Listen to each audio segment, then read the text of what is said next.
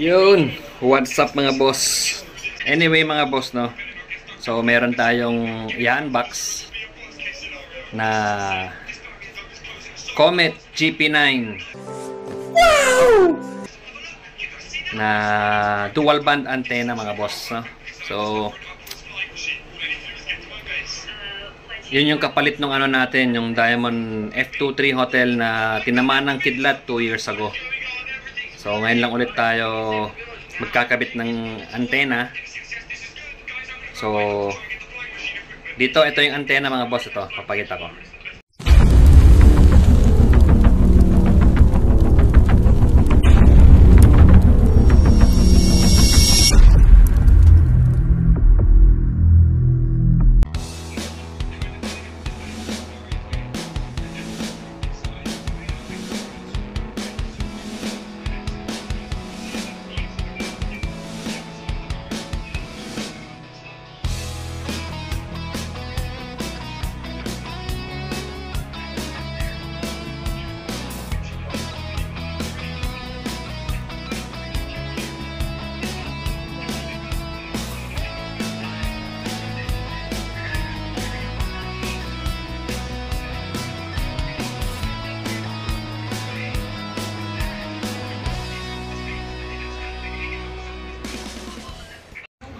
Ay, grabe mga boss.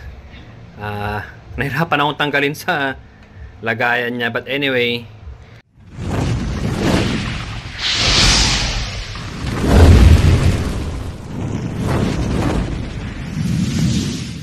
ito na siya. Nabaklas ko na. So, ganito pala siya. Ibang-iba siya sa Diamond mga boss, no? Tapos pag titignan yung texture niya, napaka-kintab. Glossy.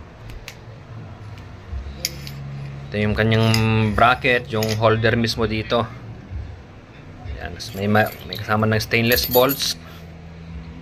Ayan. Tapos yung radials niya, ito.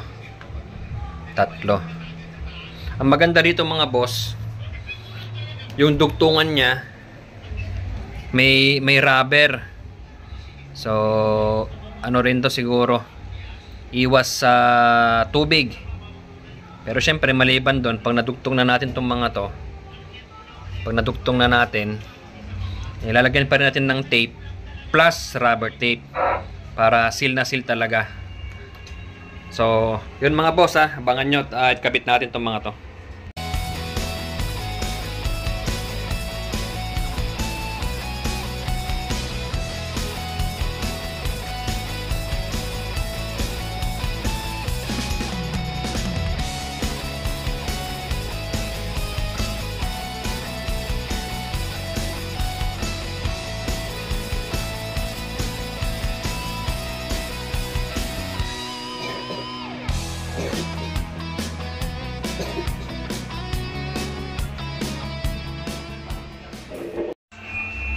Yun mga boss, no?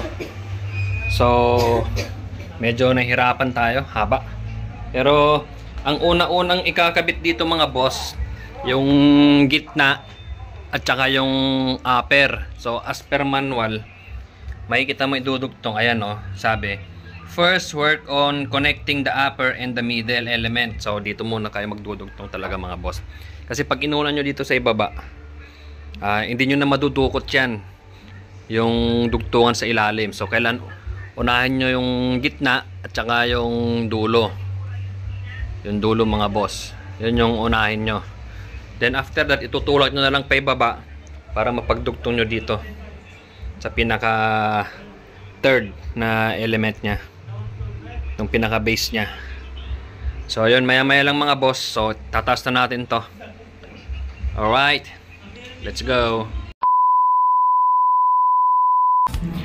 Yun mga boss, oh. So ito yung ibababa natin, yung 2 stack. So kung titignan nyo, may dugtungan yan, no? Yung kulay itim na yan, yung itim na yan, tripod yan galing. So sa ibaba nun, meron tayong tubo na schedule 40. Yan. So bababa muna natin ito mga boss.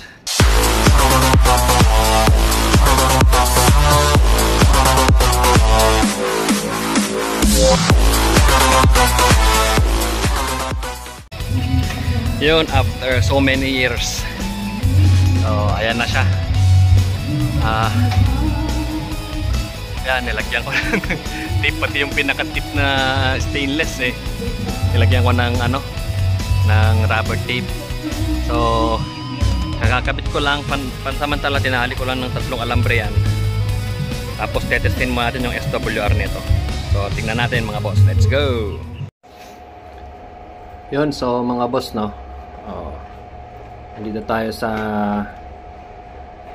radyo ngayon kasi titest natin yung SWR ng GP9, Comet GP9 M, mga boss. So, punta tayo sa frequency mode.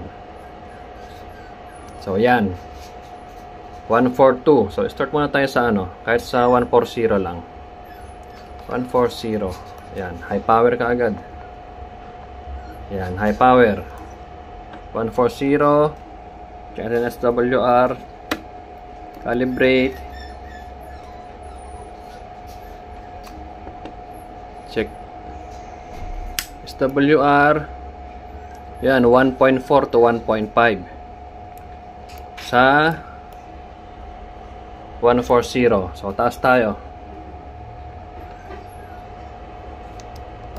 141, high power. Calibrate.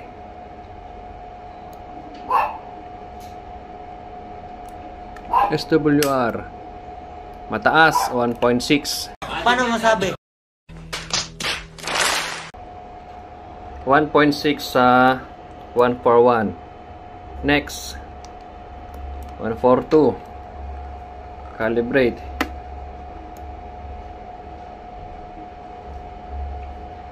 Yan. SWR 1.6 to 1.7. Oh my God! Sa 142. So, akyat ulit tayo. Yan, 143. High power. Calibrate. Yan. SWR 1.4. 1.4. High power yan ha. Sa 143. Katulit tayo.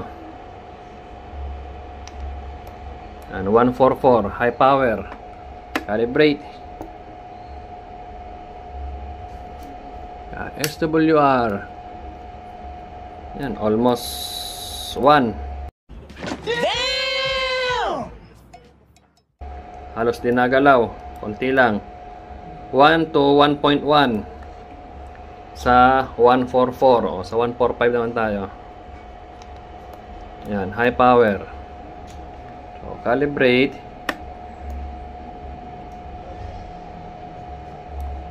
SWR check. 1.2. Almost 1.1 to 1.2 sa 145. So, next 146. 146, calibrate.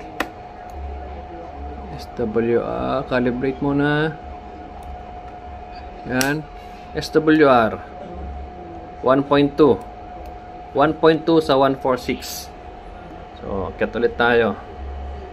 147. High power. Calibrate. Yan. SWR is 1.1. 1.1 sa 147. Isa pa, 148. Yan. Calibrate.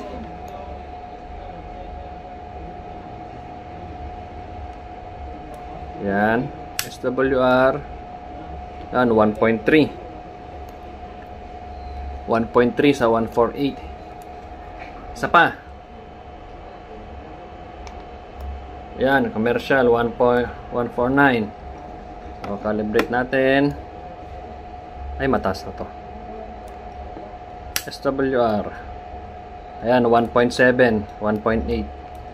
So, nakatune yung ating Comet GP9M sa 143 to 148. Ang pinaka-center natin is yung 144 tsaka 145.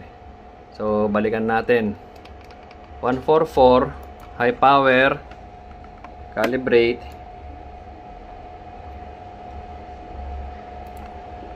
SWR, ayan no. 1, flat 1. Yan, almost 1.1. So, yun lang mga boss.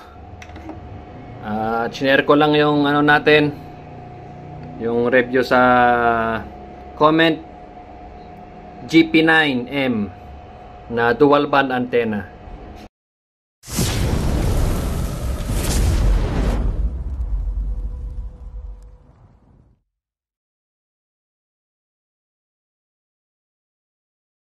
Ayun lang. Again, ito pong aking call sign. Marami pong salamat. 73. Adios, amigo. Bye-bye.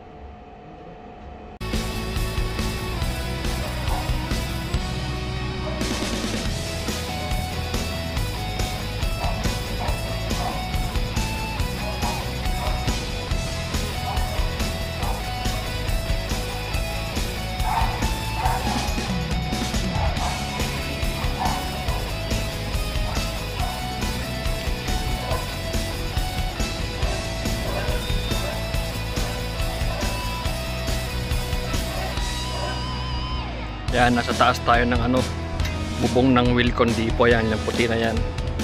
Bubong ng Wilcon Depot yan.